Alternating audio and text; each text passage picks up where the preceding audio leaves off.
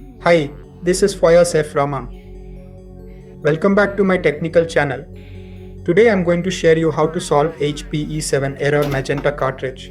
An E7 error typically indicates an issue with the magenta ink in your printer.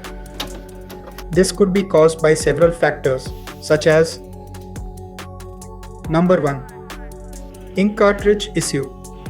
The magenta ink cartridge might be installed incorrectly, not seated properly, or it could be empty or defective. Number 2. Clogged printhead. The printhead could be clogged, preventing the magenta ink from flowing properly. You may need to clean the printhead. Number 3. Sensor problem. The sensor that detects ink levels or cartridge positioning could be malfunctioning. Here are a few steps you can try. Number 1. Check the ink cartridge. Make sure the magenta ink cartridge is properly installed and has enough ink.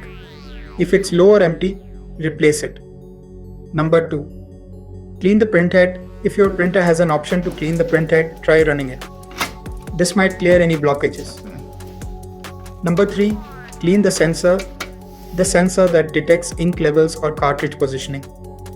Thanks for watching. If you like this video, please don't forget to subscribe my channel.